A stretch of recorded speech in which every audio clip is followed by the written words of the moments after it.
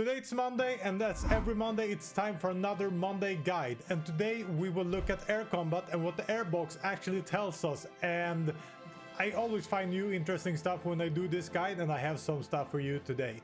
The first thing I look for when I looked at the air combat box is average mission efficiency. Mission efficiency tells you how many planes that can actually partake in that mission. So if you have 900 fighters and 69% efficiency, only 69% of them are actually in the combat, are actually doing damage in the air zone. So it's extremely important, because otherwise you will have plane that is stuck on the ground.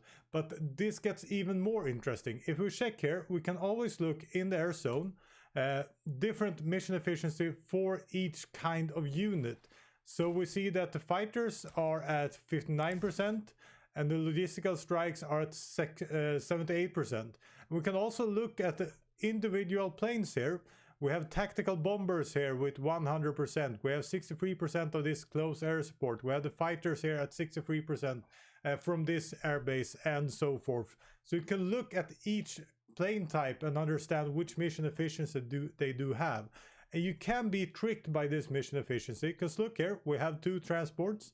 They're not doing anything. I just put them in there and the average mission efficiency goes down. But anyways, just looking at this is quite enough most of the time to understand what's happening. But you could look outside just to understand, are my fighters working as they should? Do I have the close air support with me? And so forth. But a quick glance at this one is amazing. But still, yeah, you can be a little bit fooled. We have transport, didn't do anything. And it changed the mission efficiency in the airbox. The second thing I want to discuss or look at is air detection. And I just made a guide about detection, but the quick take is that you need to see the enemy planes to be able to engage them. If you can't see enough of their planes, you won't be able to engage them. So the visibility of a fighter, if you have 100 fighters, you have a detection of 25, then you see 25 other fighters. Then only 3 times 25 fighters can engage those fighters. Yeah, you should see the whole guide. But if you have 100 enemy planes, you have 25% detection, you see 25 planes and only 75 of your planes are able to attack them. So even if you have 1,000 planes, only 75 of yours can attack them. In this scenario, we have a lot of bombing missions. So even though Poland has crappy detection, they are able to engage planes anyway, because the planes are on bombing runs. So then visibility has some other rules. But yeah, won't go into everything there. Look to the guide. I will put some links in the description so you can see it. But detection is really valuable, especially fighter versus fighter, because it could be that not all of your fighters are able to engage the enemy. So you have both mission efficiency and detection working against you if you don't have enough of them. And as always, most of you guys watching are not yet subscribers, so please subscribe to the channel. We have a new guide each Monday. We also have a new guide every second Thursday for all our Patreons from Stag 3 and above. If you are a Tiger tier, you also can gain your own guide for the subject you choose. We have a huge library on YouTube. We have a huge library on Patreon with even more and in-depth guides about Hearts of Iron 4. But with that said, let's carry on with the guide. After that, we have some more simple things. This is just how many active fighters you have. How much have you put into the air zone? 900 fighters. We have 500 on support planes going for CAS missions. We have 532 planes going for bombing missions. And we also have 5 anti-air guns being able to shoot down the enemy. If we look here, we have 322 active Polish fighters and 2 anti-air guns. And it's really important to keep track of the enemy anti-air guns. It does a couple of things, and we have a whole guide about this too. But the anti-air guns will help defend your infrastructure from strategical bombing and such things. So if the enemy has a lot of anti-air guns, you don't want to be there trying to strat bomb them or bomb their logistics and so forth, because you will lose a lot. You need to take a calculated decision at least if they have a lot of anti-air guns. Though they won't defend your units from cast strike, ground attack, and that such of sort of things, but it actually helps with air superiority. So we see in the air superiority here, the enemy air power is reduced by anti-air gun in the region. Even though you can see here for Germany with 1,300, they get reduced by 10. Doesn't matter that much with those just 2 anti-air guns. But this can make a huge difference in other situations. And then we came into air superiority, an extremely important thing in air battles. You want air superiority. And the biggest thing air superiority does is lowering the defense and breakthrough of the enemy. You can lower it up to minus 50%, which is huge. It's really huge. And if you look at the battles going on here, we should have some. We have Poland here with enemy air superiority giving them minus 43% in defense. So enemy air superiority is really, really powerful. And you see here that Germany is totally dominating. Air superiority is key to winning battles. As you probably see with my modifiers videos, you want positive modifiers. A minus 50% negative modifier is a huge debuff for your units, and a huge buff when you're attacking if you lower their defense by half. So air superiority extremely important, and this is the bar where you see it. There's also other things that's really important. If you want to paradrop, you need at least 70% in air superiority to actually be able to do those paradrops. If you want to do port strike, strike enemy naval vessels in port, you need the enemy can't have more than 30% in air superiority to be able to do that. And when you're in the late game and you're gonna go full on nukes, you need 75% air superiority. So you have some brackets you need to realize that you need to, be aware of if you're gonna do the paradrops, port strikes or nukes. But otherwise, this is just a huge debuff for the enemy troops if you have good air superiority. And air superiority can also strongly support your navy in naval battles, but I won't go into that too much right now. Going down a little bit, we see the fighters active in the zone, 900 for Germany, 333 for the Poles. So we can see here also how many units they have lost. We also see some pointers about air defense lower than air attack, agility higher, speed higher. This is just, don't even bother about it. Yeah, it can give some kind of indication, but it's too complicated if you see my other guides. So having air defense lower than their air attack, they're not really even comparable. It doesn't work like that, the math.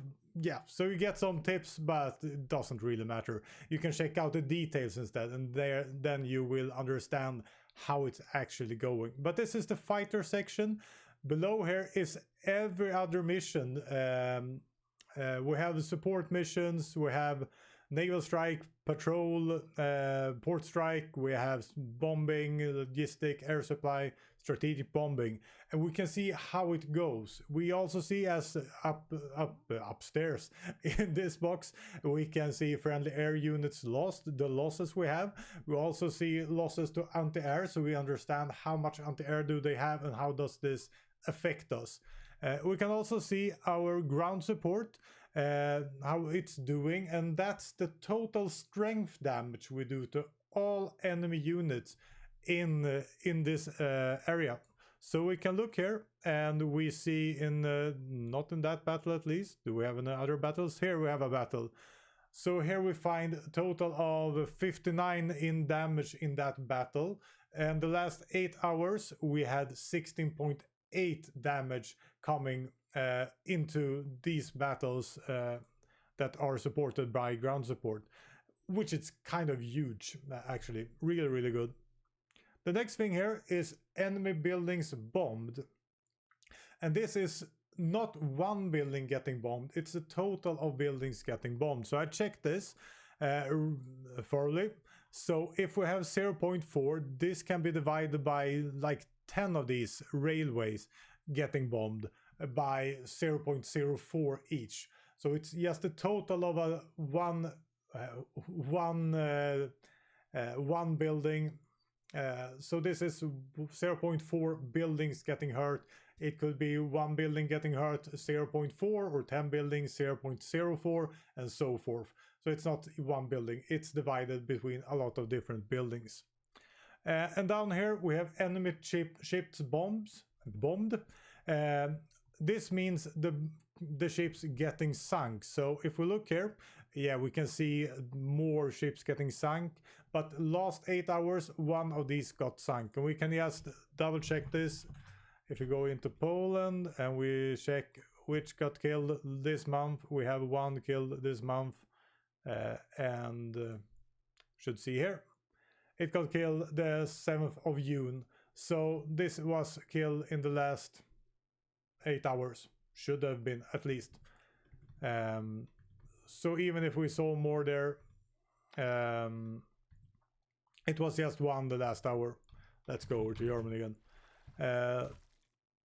Yeah, so that's most of the things, but there are more things coming. And the last thing we can see in this airbox is enemy logistics bombed. And this is trains or trucks or a combination. So 2.44 is either 2 trains and 0.44 trucks or something like that. Or just 2.44 trains or just trucks. So some combination trucks or trains. But if we want to understand what's happening, because this only shows us what's getting bombed this last 8 hours, we want to go into the details. So if we start this run, we see that we have no fighters right now. We're gonna get some fighters in there. Where's our fighters? There they are. Nope. There they are. We're gonna get some fighters in here also. Now we have more things happening.